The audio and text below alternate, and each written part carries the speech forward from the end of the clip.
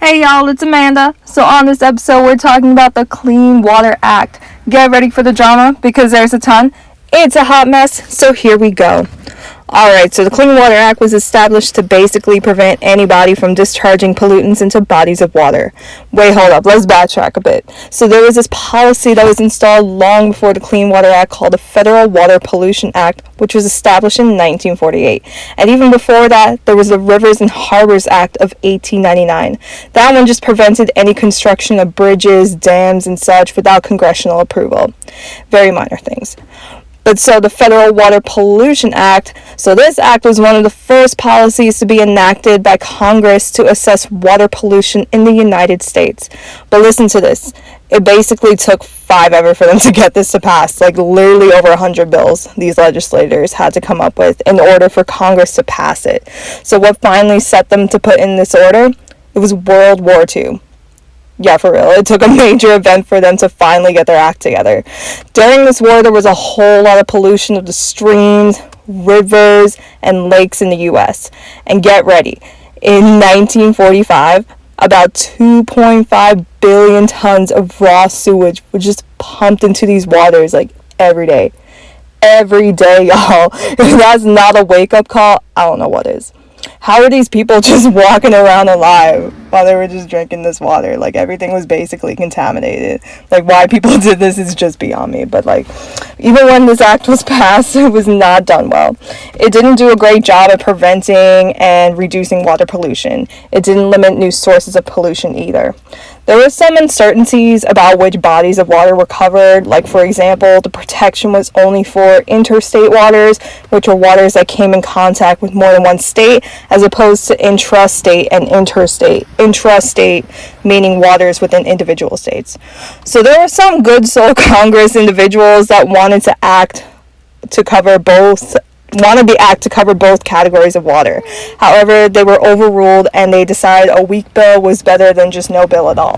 I mean, I don't know why we have to make public health a political issue, but that's none of my business. So anyway, moving forward, we have the Clean Water Act, which was actually an amendment of the Federal Water Pollution Act, since there was basically no enforcement, no actions filed that was put into place. So this new act was established in 1972. But here's some more tea, and it is hot. It is scorching. So it took another major event for this new act to be put into place. So back in 1969, there was a fire on the Cuyahoga River in Cleveland, Ohio. Like on it, like literally on the water, yes. I don't know, they don't know exactly what caused it, but sewers from cities, riverside industries, and residents themselves were just dumping any substance, like garbage, chemicals, household products, just right directly into the river. NBD. And they've been doing this for 100 years, like over 100 years. That's a century. Like seriously, the audacity. So anyway, this river caught fire and caused about $50,000 in damages, mainly to the railroad bridges. And girl, that's not even the crazy part. This wasn't even the first time something like this happened. Apparently, fires on rivers were just not that uncommon before. From then, all the debris and chemicals just being thrown in there.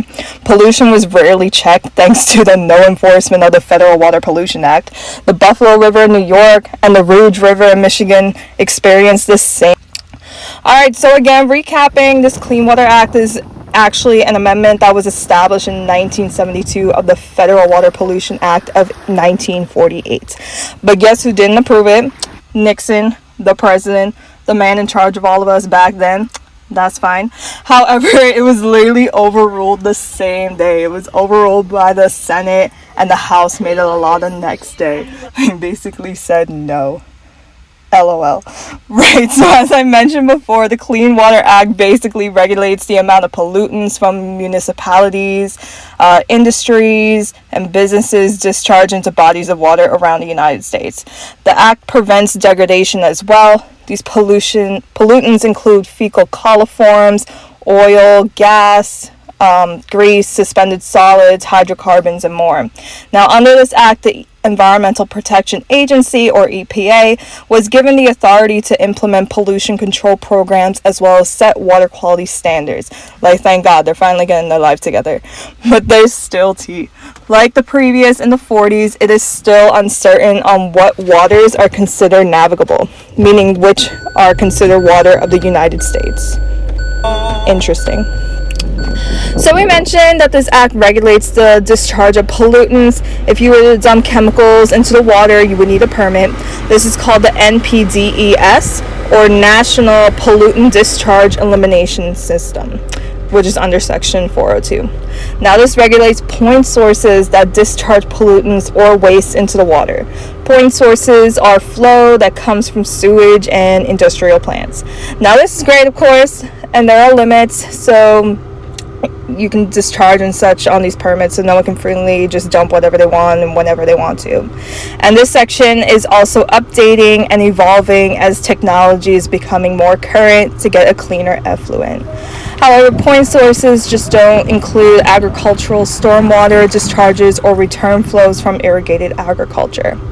Now, there's also permits on dredging and filling wetlands under Section 404, but there are limitations to also minimize any large impacts. Good. This is some good tea. Now, funded projects that came out of the Clean Water Act were the installation of sewage treatment plants under the Construction Grants Program. This came into action to address issues and problems caused by non-point source solution. Now, non-point source solution can consist of fertilizers, herbicides, chemicals, all the runoff sediments from construction sites that get washed away, and many more. So some good things have come out of this act, thank God, just to name a few. In Section 101A, the objective was to restore and maintain the chemical, physical, and biological integrity of the nation's waters. In the 90s, they started to figure out all the biological and physical conditions of the bodies of water. This is great as a wildlife is being sustained. In Section 101A2 states that their goal is to have water quality standards that provide the protection and propagation of fish, shellfish, and wildlife, and recreation on the water. What I love about this is that this act is just very science-based, which is a really good thing. We're finally listening to them. Water quality standards are constantly being updated, so the sections are getting revised as needed. It goes through the state and then gets approved by the EPA. Not only are they listening, but they are monitoring the waters. So remember how there was no enforcement back then? Well, the water quality is now being monitored. People are assessing the situation. Like, wow, what a glow up. And today, like present day, like 2019, the Water Infrastructure Improvement Act amended the Clean Water Act.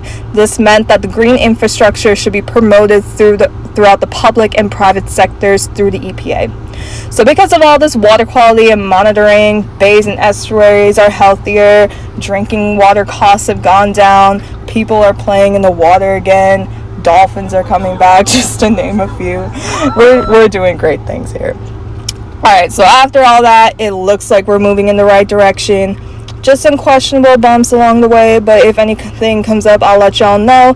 I'm just glad they're finally listening to scientists that have been telling them about this for all these years. We were right. Alright, until next time, bye y'all, like and subscribe.